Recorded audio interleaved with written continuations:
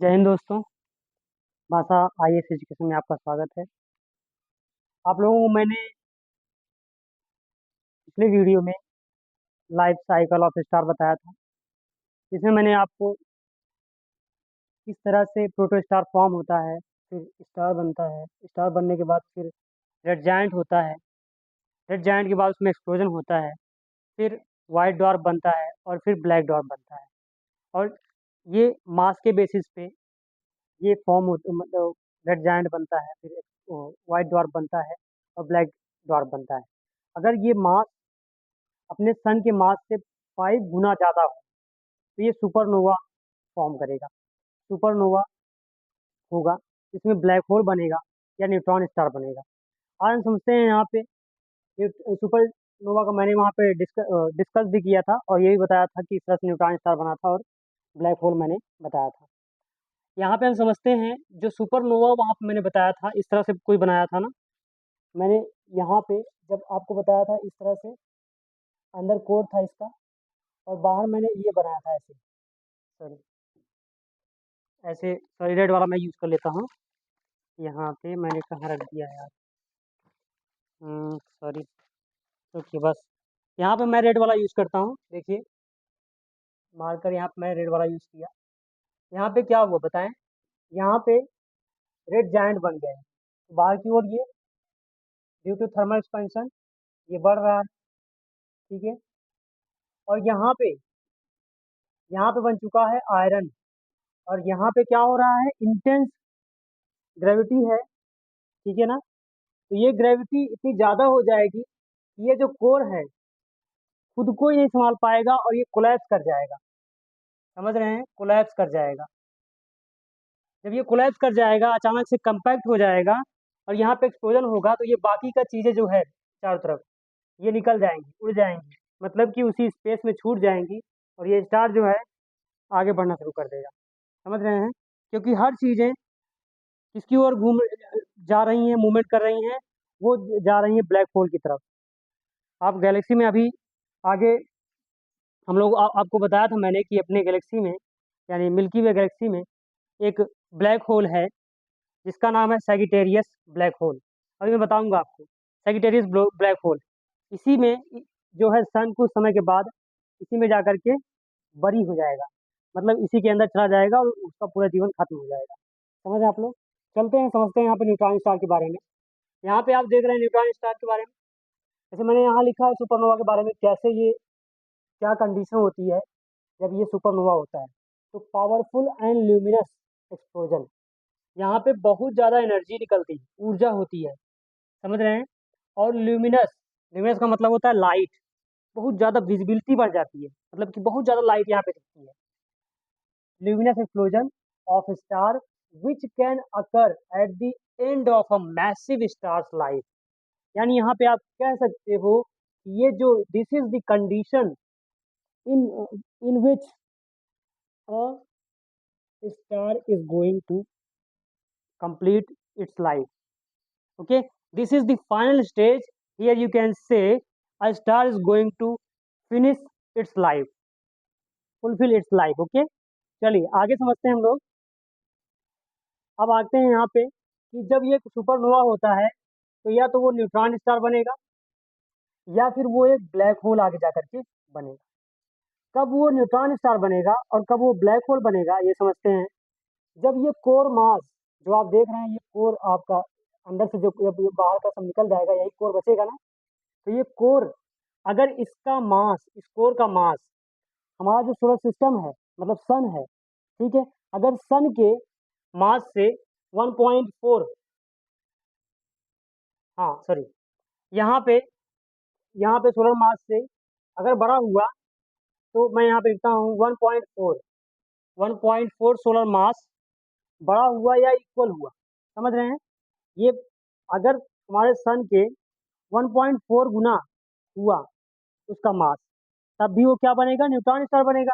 या फिर वो सोलर मास से 5 गुना के इक्वल हो या इससे कम हो, तब भी क्या होगा, ये न्यूट्रॉन स्टार भी बनेगा। समझ गए आप लोग। यानी कि अगर कोई सन यानी स्टार अपने सन, अपने सूरज के 1.5 गुना है तो वो क्या बनेगा दोस्तों, न्यूट्रॉन स्टार बनेगा। अगर अब ब्लैक होल कब नहीं बनेगा, जब ये 5 गुने से कम हो, ठीक है, 1.5 गुने से लेकर के 5 गुने से अगर बीच में है तो न्यूट्रॉन स्टार बनेगा, और नहीं तो अगर ये 5 गुने से बड़ा है, यानी कि 5 times greater than the our sun, then it will become black hole. Okay, तो ये ब्लैक होल ही बनेगा, ठीक है।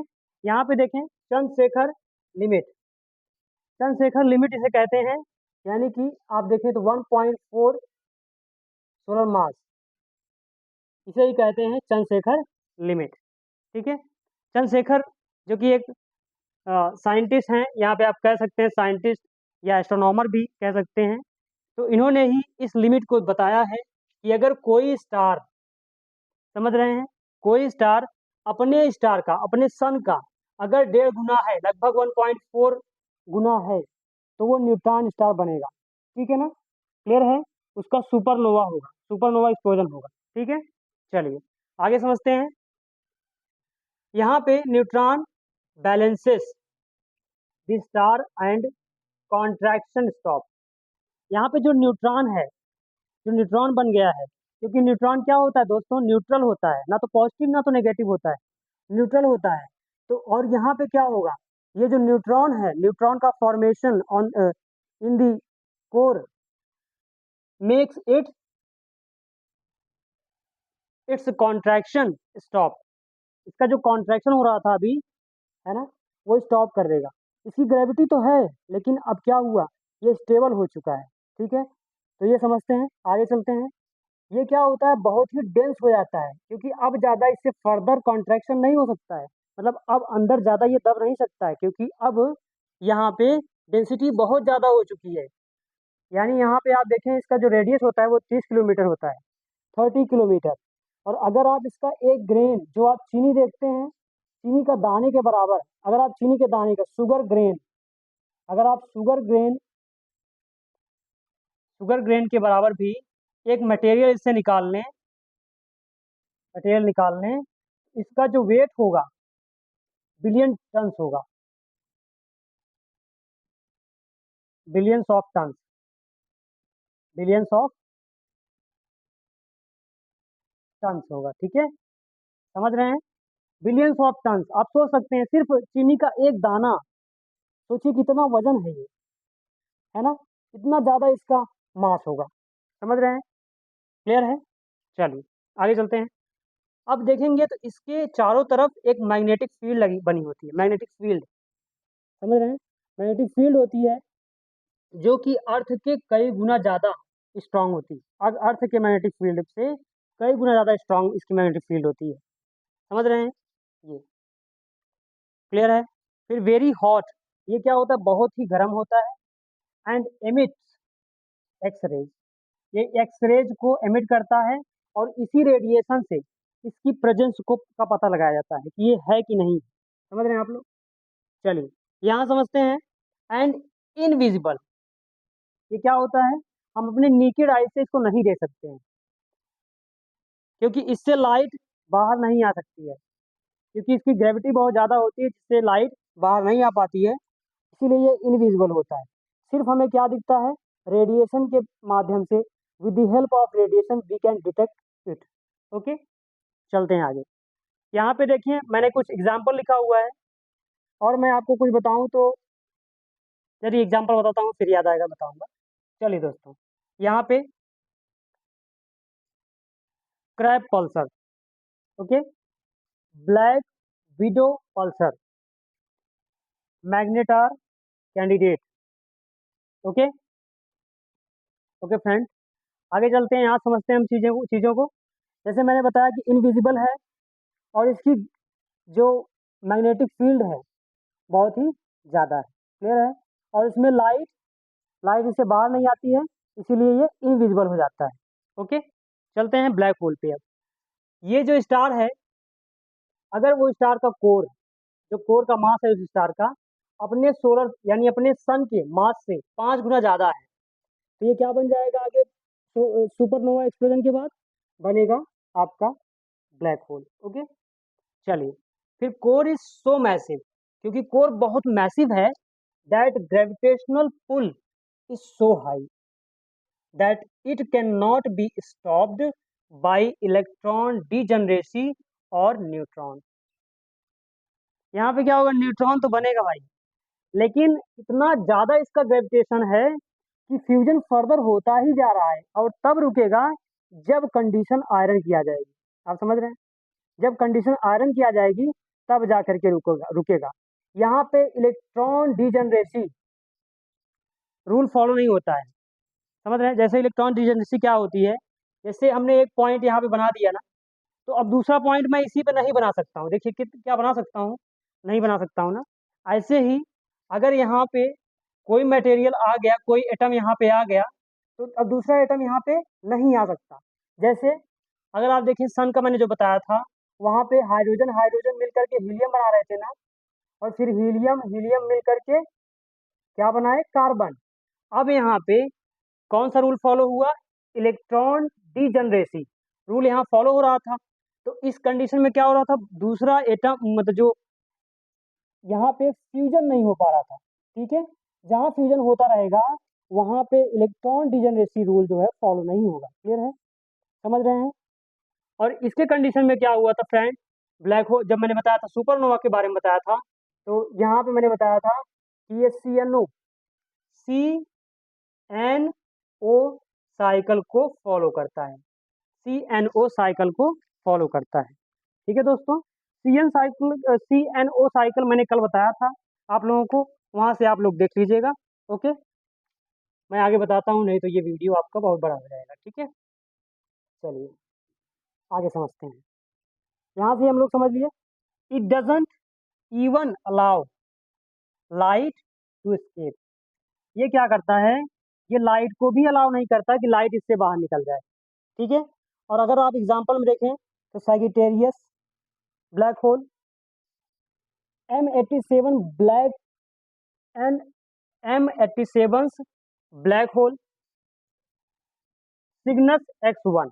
ओके, तो ये सारे ब्लैक होल के नाम हैं, ये आप लोग समझ लीजिएगा, इसको आप पढ़ लीजिएगा, नोट्स बना लीजिएगा, और एक दो बार रिवाइज करेंगे, चीज़ें आपको समझ में आ जाएंगी। ओके, अब मैं आपको यहाँ पे थोड़ा बता देता हूँ कि ये जो इसकी इसकी escape वेलोसिटी है, जो मैंने कल बताया था आपको, यहाँ पे समझिए,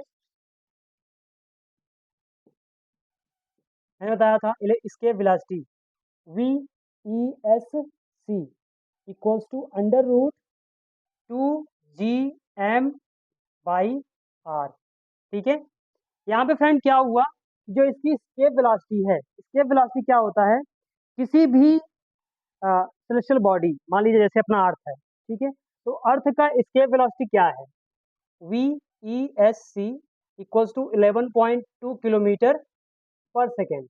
अगर कोई ऑब्जेक्ट इस स्पीड से अर्थ से बाहर जाएगा तो उसकी ग्रेविटी से आसानी से बाहर निकल जाएगा, अदरवाइज अर्थ उसको फिर से अट्रैक्ट कर लेगी, फिर से पुश पुल कर लेगी।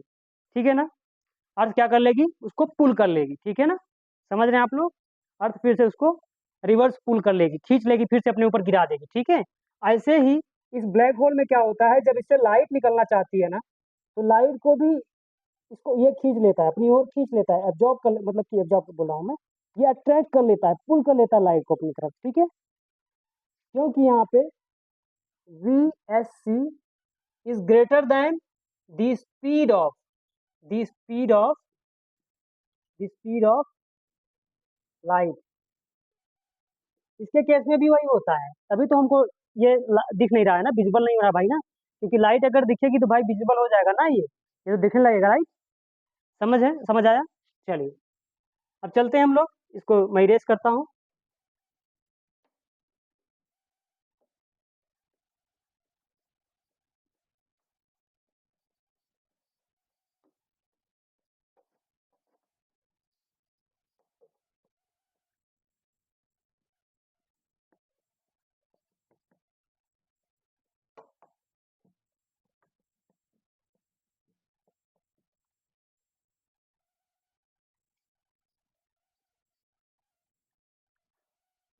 ओके दोस्तों, अब हम पढ़ते हैं standard model.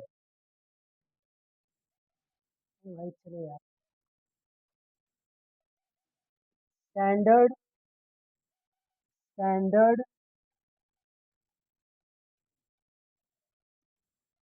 Model of standard model of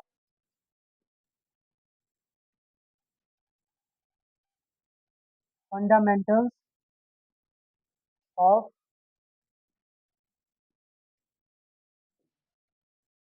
particle physics. अब ये हम पढ़ने वाले हैं, समझ रहे हैं? ये मैं कहाँ से बताने जा रहा हूँ आपको?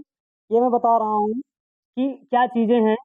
जब मैंने आपको बताया था, बिग बैंग थियरी पढ़ाया था, तो उसमें मैंने बताया था ये जो पार्टिकल वो ये जो आपका पॉइंट था, सिंगुलैरिटी थी। यहाँ पे जो सिंगुलैरिटी थी, मैं बताता ना सिंगुलैरिटी, ये सिंगुलैरिटी थी जिसमें टेम्परेचर इनफाइनाइट था और मास इनफाइनाइट था, और इसमें इंटेंस ग्रेविटी थी फ्रेंड। और इसी में चार फोर्सेस भी यूनिफाइड थे, ये मैंने बताया था आपको। अगर आपने उस वीडियो को देखा है तो आप समझ रहे होंगे, और नहीं देखा है तो आप देख लें प्लीज़, मैं आपसे रिक्वेस्ट करता हूँ, तभी आप समझ पाएंगे इन चीज़ों को, ठीक है? इसमें चार फोर्सेस कौन कौन थे? Strong nuclear force, week nuclear force, electromagnetic force and gravitational force. Okay, चार फोर्स मैंने बताए थे। अब यहाँ से आगे क्या हुआ? इसका इन्फ्लेशन हुआ दोस्तों। जब इन्फ्लेशन हुआ, यहाँ पे जब बैंग हुआ, जब यहाँ बैंग हुआ, इन्फ्लेशन हुआ, ठीक है, फिर यहाँ पे क्या हुआ? क्वार्क एरा आया, क्वार्क एरा, यहाँ क्वार्क फॉर्म हुई, ठीक है, क्योंकि यहाँ पे जो एनर्जी थी, एनर्जी रिलीज हुई, ठीक है, और एनर्जी रिलीज हुई तो किस में बनी भाई? मैटर में बनी, ठीक है, मैटर में बनी, एनर्जी से मैटर बना, ठीक है। चलिए, यहाँ पे क्या हुई दोस्तों? कूलिंग हुई, सॉरी, यहाँ पे आप कहें टेम्परेचर क्या हुआ? डाउन हुआ, तो यहाँ पे कूलिंग कह सकते हो, थोड़ा सा ठंडा हुआ, है ना? फिर भी यहाँ बहुत ज़्यादा ठंडा नहीं हुआ, बहुत अभी गर्म हीट है, ठीक है। यहाँ पे क्या क्या बना है? यहाँ पे एक क्लाउड है, क्वार्क का, इलेक्ट्रॉन का, और फोटॉन इसी में है, ठीक है, मैंने आपको बताया था, ठीक है। यहाँ पे टाइम क्या हुआ था दोस्तों? 10⁻⁻36 सेकेंड हुआ था, और यहाँ पे जीरो से लेकर के 10⁻⁻43 सेकेंड मैंने वहाँ पे बताया था, उस वीडियो में बताया है मैंने, आप लोग इसको देख लीजिएगा, ठीक है। अभी देखिए, ये जो हम फंडामेंटल पार्टिकल यहाँ पे पढ़ने वाले हैं पार्टिकल फिजिक्स में, यहाँ पे हम क्वार्क्स, इलेक्ट्रॉन, फोटॉन के बारे में समझेंगे, और किस तरह से ये फोर्स आता है, किस तरह से जो मैटर आज हम दिखते हैं हमको, जो मैटर दिखता है, प्रोटॉन दिखता है, न्यूट्रॉन दिखता है, इलेक्ट्रॉन दिखता है, ये सारे कहाँ से आए? यही सब फंडामेंटल पार्टिकल्स हैं जो इस दुनिया को बनाते हैं, ठीक है ना। आज इसके बारे में हम पढ़ेंगे, समझ रहे हैं आप लोग? ओके, किस तरह से मैटर एक दूसरे से जुड़ा हुआ है, ये सारी चीज़ें आप समझ पाएंगे। प्लीज़ आप keep watching this video, okay. चलिए, अब हम आप अपने टॉपिक पे आते हैं यहाँ से, क्योंकि अभी एक स्टेप मैं और बताता हूँ आपको। यहाँ पे क्या होगा दोस्तों? न्यूक्लियो सिंथेसिस मैंने बताया था आपको, न्यूक्लियो सिंथेसिस। तो यहाँ पे क्या हुआ? न्यूक्लियो सिंथेसिस में क्या हुआ? जो प्रोटॉन था एंड न्यूट्रॉन मिल करके बनाया क्या? Atom nuclei. क्या बना दोस्तों? एटम न्यूक्लियाई, ठीक है, न्यूक्लियाई, ठीक है, एटम न्यूक्लियाई बनाया। तो यहाँ पे अभी इलेक्ट्रॉन तो बाहर ही घूम रहे थे, क्योंकि मैंने उसमें वीडियो में बताया, आप लोग देख लीजिए, यहाँ पे इलेक्ट्रॉन बाहर ही घूम रहे थे, ठीक है। अब यहाँ पे हम समझते हैं ये मैटर कौन से थे, कैसे थे, ठीक है। चलते हैं। जैसा कि आप लोगों ने छोटी क्लासेस में पढ़ा होगा कि जो सबसे छोटा, यानी मैटर, मैटर यानी जो भी चीज़ें हम देख रहे हैं, जैसा हमारा शरीर है, एटम से ही बना है ना, सेल से बना है, एटम है, छोटे छोटे एटम से मिलकर के बना हुआ है शरीर। अगर हम देखें तो पूरा ब्रह्मांड, हम शुरू करते हैं हाउ, यहाँ मैं थोड़ा डेफिनेशन देता हूँ आपको। How everything, how everything is built, how everything is, sorry, how everything is built in the universe, how everything is built in the universe from from universe to human. Okay दोस्तों, universe से लेकर के human तक, यानी कि ये दुनिया से लेकर के हमारे तक, हम सभी किससे बने हुए हैं? एटम से बने हुए हैं, इन फंडामेंटल पार्टिकल से बने हुए हैं। ओके फ्रेंड, चलिए अभी समझते हैं। और ये कहाँ पे था? ये सारी चीजें जो हैं, हम सभी लोग इसी पॉइंट से निकले हुए हैं। अगर ये बिग बैंग थियरी को हम मानते हुए पढ़ें, तो यहाँ से इसी पॉइंट से ही हम सारे निकले हुए हैं। कैसे ना कैसे करके हम इवॉल्व हुए, ठीक है ना। धीरे धीरे हमारा इवोल्यूशन हुआ है, समय बीतता गया, और हमारा इवोल्यूशन अभी भी चालू है। क्योंकि आप देखें तो एक समय था जब हम जंगलों में रहते थे, है कि नहीं? फॉरेस्ट में हम लोग रहते थे, और फॉरेस्ट में हम क्या करते थे? नोमैड नोमैडिक जीवन जीते थे, ठीक है नहीं? नोमैडिक जीवन जीते थे, मतलब इधर उधर कहीं पे जाकर के भाई मारा खाया, और फिर ऐसे ही दौड़ते रहते थे, जानवरों को मारते रहते थे। फिर हमने एग्रीकल्चर शुरू किया, सेटल हुए, एग्रीकल्चर शुरू हुआ। फिर हम आज जो है इंडस्ट्रियल रिवोल्यूशन हमने किया, है ना। बहुत जल्दी मैं जो है थोड़ा सा बता रहा हूँ आपको। और आज आप देख रहे हैं कार पे आप घूमते हैं, आप बस पे, बढ़िया प्लेन पे, एरोप्लेन पे। अब तो हम जो है चांद पे चले गए, स्पेस में भी बढ़िया पढ़ाई कर रहे हैं, चीज़ें जान गए हैं ना। तो इवोल्यूशन हो रहा है, राइट। चलिए, तो मैं आपको बताता हूँ यहाँ से चीज़ें कैसे हैं, क्या हैं, समझते हैं दोस्तों। यहाँ पे हम समझेंगे कि ये, मैं दो पार्ट में इसको बताता हूँ।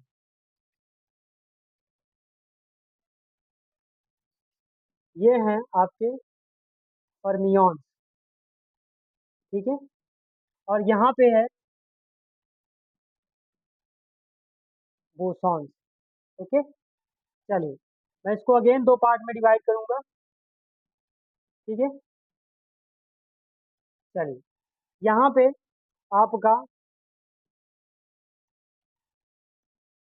क्वार्क्स आएगा, और यहाँ पे आपका लेप्टॉन्स, ठीक है। ओके दोस्तों, चलिए, यहाँ पे इलेक्ट्रॉन फॉर्मेशन होता है, और यहाँ पे प्रोटॉन एंड न्यूट्रॉन। ओके, अब इसे आप 6 पार्ट में इसको डिवाइड करते हैं। यहाँ पे अप क्वार्क, डाउन क्वार्क, और यहाँ पे charm charm quark, strange quark, strange quark, ये धूप ज़्यादा है दोस्तों, टॉप एंड बॉटम क्वार्क, ठीक है। चलिए, यहाँ पे दोस्तों जो प्रोटॉन बनता है, प्रोटॉन कैसे बनता है? टू अप क्वार्क प्लस, यहाँ मैं क्यू लिख देता हूँ, समझ लीजिएगा क्वार्क, ठीक है।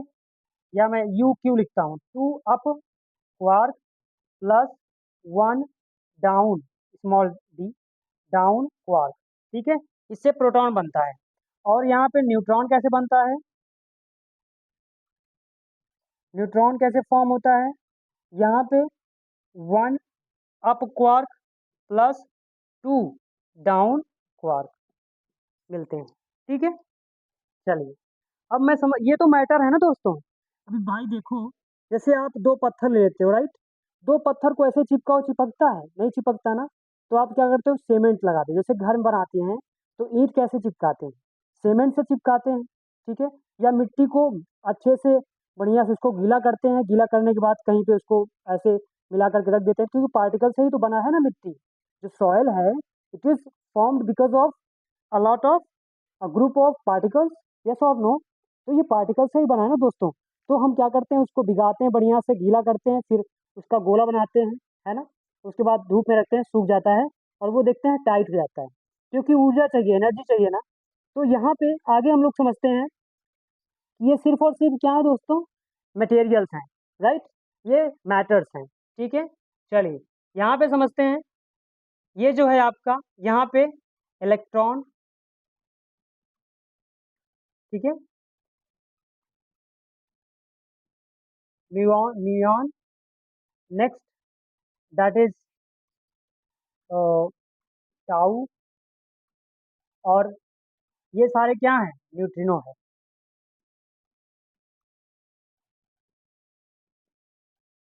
न्यूट्रिनोज, ठीक है, ओके। ये आप लोगों को ज़्यादा जानने की जरूरत नहीं है इसमें, आप इतना ही जाने क्योंकि हमें पीएचडी नहीं करना है, कंपटीशन लेवल की पढ़ रहे हैं, तो इतना ज़्यादा आपको डीपली यहाँ पे नहीं पढ़ना है कि इलेक्ट्रॉन के बारे में एक एक चीज़ पढ़ना है, केमिस्ट्री नहीं पढ़ना है भाई यहाँ पे। हमको सिर्फ और सिर्फ सिंपल इंट्रोडक्शन चाहिए कि हम इन एलिमेंट्स के बारे में जानते हैं। नहीं तो मैं अगर पढ़ाने लगूंगा आपको, प्रोटॉन के बारे में पढ़ाऊंगा, न्यूट्रॉन के बारे में पढ़ाऊंगा, फिर इलेक्ट्रॉन के बारे में पढ़ाऊंगा, फिर मेंडलीव की पूरी सीरीज पढ़ाऊंगा आपको, पूरी सारणी बताना पड़ेगा इलेक्ट्रॉन की, ओ सॉरी, पूरे एलिमेंट की, है ना। तो सारे आपको चीज़ें बतानी पड़ेंगी, समझ रहे हैं आप लोग, यहाँ पे पूरे सेल बताने पड़ेंगे, है ना। तो ये तो प्रॉब्लम हो जाएगी, राइट। तो हम यहाँ समझते हैं ये मैटर है कि किस तरह से मैटर जो है एक दूसरे से मिलते हैं, और कैसे आगे चल के गैलेक्सीज बनती हैं, स्टार बनते हैं, ये फॉर्मेशन हमें समझना है बस, ठीक है। चलते हैं आगे। यहाँ से मैं बोसॉन के बारे में आपको बताता हूँ। तो बोसॉन में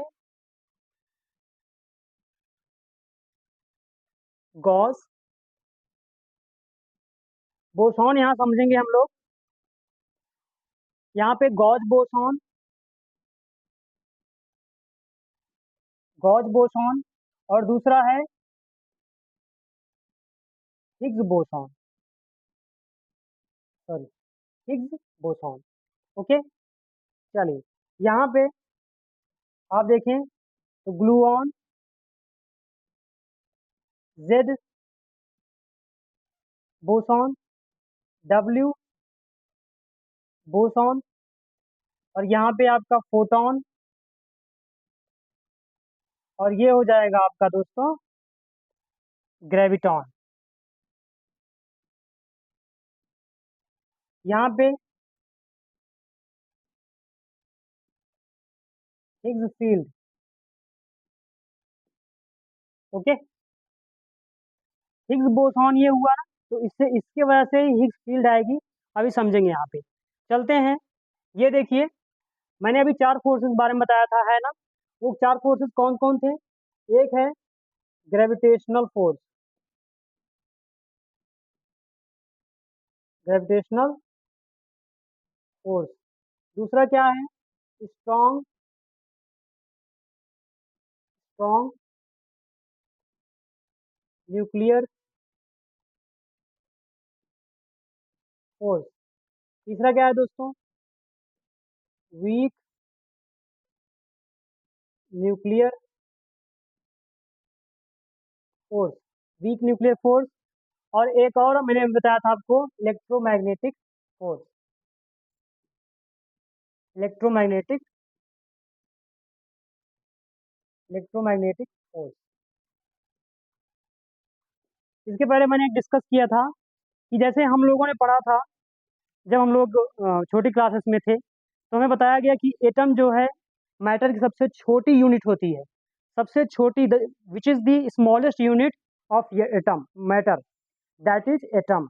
फिर बाद में सर्च करने के बाद, डिस्कवरी होने के बाद बताया गया कि इलेक्ट्रॉन भी है उसमें, प्रोटॉन भी है, न्यूट्रॉन भी है। बताया गया कि इस एटम के अंदर जो है कुछ पार्टिकल होते हैं, जैसे कि इलेक्ट्रॉन, प्रोटॉन और न्यूट्रॉन। समझ में आया ना। तो जो न्यूक्लियस एटम होता है, मान लीजिए ये एटम है, इसके अंदर एक न्यूक्लियस यानी न्यूट्रॉन है, न्यूक्लियस, इसके पास है प्रोटॉन, और इसके चारों तरफ घूम रहे हैं क्या? इलेक्ट्रॉन, है ना। इसके सेल में, इसके ऑर्बिट में, इसके चारों तरफ प्रोटॉन के चारों तरफ क्या घूम रहे हैं? न्यूक्लियस कह सकते हो आप, क्योंकि प्रोटॉन न्यूक्लियस में ही है, ठीक है, न्यूक्लियस के पास। तो ये उसी के चारों तरफ चक्कर लगा रहे हैं, समझ रहे हैं आप लोग। प्रोटॉन जितना अंदर है उतना ही इलेक्ट्रॉन बाहर चक्कर लगा रहे हैं। इससे क्या हुआ? एटम अपनी शेप को बना के रखा हुआ है, ठीक है। चलिए, आगे हम लोग समझते हैं यहाँ से। मैंने अभी फोर्स के बारे में बताया, और ये फोर्सेस किस कारण है? इस फोर्स के होने का कारण क्या है? Electro electromagnetic force. तो इसको फोटॉन के कारण किया है। अगर फोटॉन नहीं होता तो इलेक्ट्रोमैग्नेटिक फोर्स नहीं होता। ओके दोस्तों, ये जो आपका ग्रेविटेशनल फोर्स है, ग्रेविटेशनल फोर्स किसके किस किस बोसॉन के कारण है? ये है ग्रेविटॉन के कारण। ये आपको याद करना पड़ेगा क्योंकि ये फैक्चुअल है, ठीक है। चलिए, स्ट्रॉन्ग न्यूक्लियर फोर्स, जो स्ट्रॉन्ग न्यूक्लियर फोर्स है दोस्तों, ये ग्लूऑन के कारण है। ये ग्लूऑन अभी मैं बताऊंगा आपको क्या होता है। फिर वीक न्यूक्लियर फोर्स क्या है? वीक न्यूक्लियर फोर्स किसकी वजह से होता है? ये WZ बोसॉन के कारण है। आप लोग नीचे लिख लीजिएगा, ठीक है। अभी जैसे मैंने ये बताया ना, ये अभी आपने बनाया होगा, ये इसको बाद में नीचे आप लोग ये वाला नीचे लिख लीजिएगा, ठीक है। फोर फोर्सेस डालिएगा, फोर फोर्सेस, फिर gravitational force due to graviton, strong nuclear force due to gluon, weak nuclear force due to WZ boson and electromagnetic force due to photon. इतना आप लिख लीजिएगा और फिर आप रिवीजन करेंगे तो आपको चीज़ें याद हो जाएंगी। चलिए मैं आप ये इरेज करता हूँ और कुछ चीज़ें आगे बताता हूँ आपको।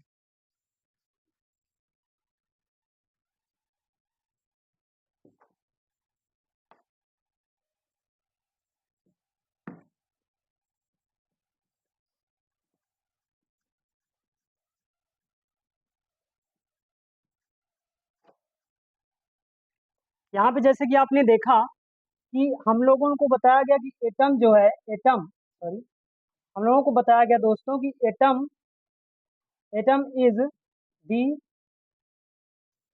बेसिक यूनिट या फंडामेंटल यूनिट, है ना, fundamental unit of the what, of the matter, ठीक है। यही पता चला ना। और बाद में पता चला कि एटम, भाई एटम नहीं है यूनिट, एटम अकेले नहीं है कि एटम के बाद हम इसको फर्दर डिवाइड नहीं कर सकते हैं। इसमें प्रोटॉन है, इसमें न्यूट्रॉन है, इसमें इलेक्ट्रॉन है, ठीक है ना। ये चीज बताया गया। और अगर आप जब इसमें पढ़ेंगे बिग बैंग थियरी में दोस्तों, तो आपने एक एलिमेंट देखा, दैट इज क्वार्क्स। क्वार्क्स देखा ना अभी आपने। ये क्वार्क्स ऐसा है, ये एक यूनिट है ना, यूनिट एलिमेंट है ये। This is the smallest element, fundamental particle, you can say smallest, it is a smallest fundamental fundamental particle. यही दोस्तों किसके द्वारा जुड़ता है? ग्लूऑन के कारण। ग्लूऑन के कारण ये क्या करता है? ड्यू टू, हाँ यहाँ मैं लिखता हूँ, ड्यू टू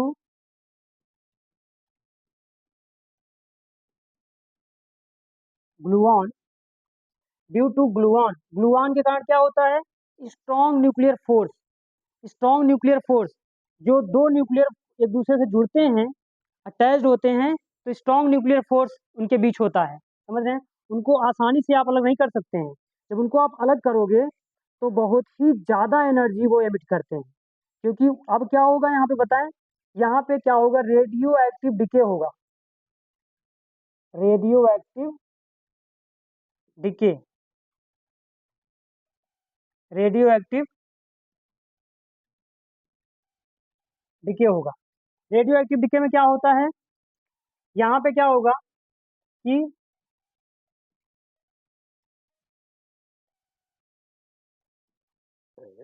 न्यूक्लियर जो होगा ये डिके करेगा। जब न्यूक्लियर टूटेगा, न्यूक्लियस टूटेगा, उससे बहुत ज़्यादा एनर्जी एमिट होगी, दैट इज, यहाँ पे इसी को बोलते हैं रेडियो एक्टिव डिके, है ना। तो इससे क्या हो रहा है? रेडिएशन निकल रही है, बहुत ज़्यादा हीट जनरेट हो रही है, जिसके कारण चीज़ें मेल्ट हो जाती हैं। अभी आगे हम लोग ज्योग्राफी में पढ़ेंगे तो रेडियो एक्टिव एलिमेंट क्या है, रेडियो एक्टिविटी कैसे होती है, उसमें हम आपको डिस्कशन करूंगा। ओके, तो यहाँ पे ड्यू टू ग्लूऑन, ये क्वार्क्स क्या कर रहे हैं? कंबाइन कर रहे हैं। Due to gluon quarks are quarks are quarks are combined, quarks are quarks are being combined, ठीक है, कंबाइंड। ये क्या हो जा रहे हैं? कंबाइंड कर दिए जा रहे हैं due to gluon, strong nuclear force, ठीक है। आगे चलते हैं। तो यहाँ पे कंबाइंड हो गया। तो भाई बताया था ना मैंने, प्रोटॉन जो बना था दोस्तों, कैसे बना था बोले? Two up quark plus one down quark, यही तो बताया था ना। तो ये प्रोटॉन कैसे बना भाई? ये प्रोटॉन जो आपका बना, 2 अप क्वार्क और 1 डाउन क्वार्क, इस पर चार्ज होता है भाई अप क्वार्क। अगर 2 अप क्वार्क है, एक अप क्वार्क पे आप देखें तो +2/3 चार्ज होता है। ठीक है, +2/3 इलेक्ट्रॉन चार्ज होता है, और यहाँ पे डाउन वाले पे -1/3 इलेक्ट्रॉन चार्ज होता है। ठीक है, समझ रहे हैं ना? यहाँ पे ये प्लस है, ये नेगेटिव, ये पॉजिटिव है, ये नेगेटिव है।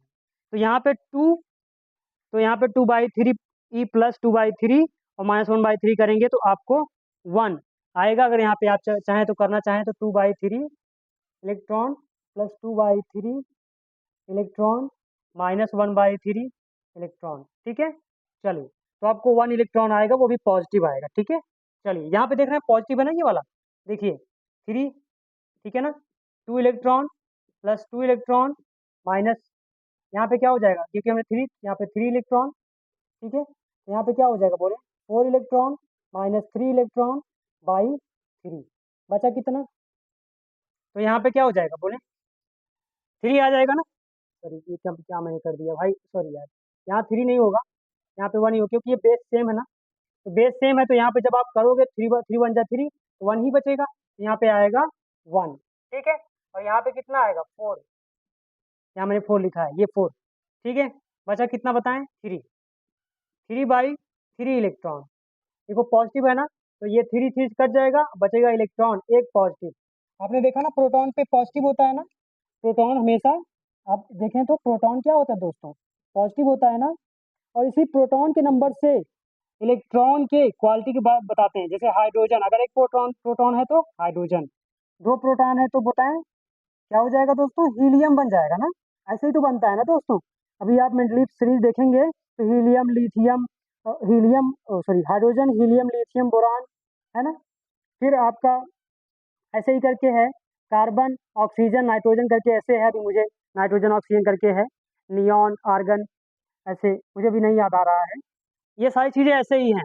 ठीक है, ओके, चलिए, यहाँ तक तो मैंने बता दिया आपको, क्लियर है? ओके, चलिए, मैं अभी आपको सारी चीज़ें लगभग बता दिया। ठीक है, थोड़ा मैं इसको क्लियर आपको लिख लिख के बता देता हूँ। थोड़ा सा इसमें वो ज़्यादा हो गया तो आपको दिक्कत हो रही होगी ना समझने में। ठीक है, ये देखिए, सिंपल है, ये देखिए, क्वार्क सबसे छोटी यूनिट, मैंने बताया स्मॉलेस्ट यूनिट, स्मॉलेस्ट यूनिट। ठीक है, ठीक है, स्मॉलेस्ट यूनिट। और ये due to gluon, due to gluon, ठीक है, due to gluon it combined, it combined like this, इस तरह से। एंड ये बता रहा हूँ, जैसे प्रोटॉन बन रहा है, अभी मैंने पीछे बताया हुआ है, प्रोटॉन, तो 2 अप क्वार्क +1 डाउन क्वार्क। ठीक है, और अगर न्यूट्रॉन बन रहा है दोस्तों, न्यूट्रॉन, तो क्या होगा बताएं, यहाँ पे 1 1 अप क्वार्क +2 डाउन क्वार्क। अब देखें इस न्यूट्रॉन पे क्या होता है, इसको हम क्या बोलते हैं, चार्जेस बोलते हैं ना। चलिए यहाँ पे करके देख लेते हैं। अगर यहाँ पे हम करेंगे तो ये कितना होता है अपर वाले में, यहाँ पे हो जाएगा 2/3 इलेक्ट्रॉन, यहाँ पे क्या होगा +2, और यहाँ पे डाउन है ना तो -1/3। ठीक है, चलें, अब देखिए ये इलेक्ट्रॉन ही तो है ना दोस्तों, ये इलेक्ट्रॉन ही तो है ना। अब देखिए 2/3 इलेक्ट्रॉन, ये अंडर मल्टीप्लाई करेंगे तो ये प्लस है, माइनस आएगा तो माइनस हो जाएगा। 2/3 इलेक्ट्रॉन, बोलिए 0 इलेक्ट्रॉन हुआ नहीं चार्ज, बोलिए, सॉरी, माइनस नहीं, ये चार्ज है, 0 चार्ज हुआ ना। ओके दोस्तों, यहीं से मैं आपका ख़त्म करता हूँ, और मैं बताता हूँ नेक्स्ट टॉपिक में आपको क्या पढ़ाऊँगा, मैं क्या आपको बताऊँगा। कल मैं आपको हिग्स बोसॉन और हिग्स फील्ड के बारे में बताऊँगा, हिग्स फील्ड के बारे में बताऊँगा। इसके वजह से ही किस तरह से मास आता है, मैटर में किस तरह से, यानी कि मटेरियल में, मैटर में किस तरह से मास आता है, ये चीज़ें बताऊंगा। इसके बाद मैं आपको बताऊंगा ग्रेविटेशनल वेव। ग्रेविटेशनल वेव जब आपको मैं बताऊंगा तो इसको मेजर कैसे करते हैं डिटेक्शन के लिए। दो ऑब्जर्वेटरी हैं, एक लीगो है, लीगो ऑब्जर्वेटरी, ठीक है, समझ लीजिएगा, और है ई लिसा, ई लिसा ऑब्जर्वेटरी। इनके बारे में मैं डिस्कशन करूंगा। आप लोगों को सारी चीज़ें विथ प्रैक्टिकल मैं चाहूँगा कि चीज़ें जुड़ी रहें एक दूसरे से, ठीक है। मैं एग्जांपल के साथ आप लोगों को समझाऊंगा। और आप लोग वीडियो को सब्सक्राइब करें, चैनल को सब्सक्राइब करें, लाइक करें एंड शेयर करें, ओके। और कोई भी क्वेरी हो तो आप कमेंट बॉक्स में प्लीज़ मुझे बताएं। और अगर कोई सजेशन आप देना चाहते हैं, मुझे कुछ बताना चाहते हैं, तो प्लीज़ आप हमको बताएं। Feel free to tell anything and feel free to ask anything, okay. Okay, जय हिंद दोस्तों। Thank you so much to watch my video till the end, okay.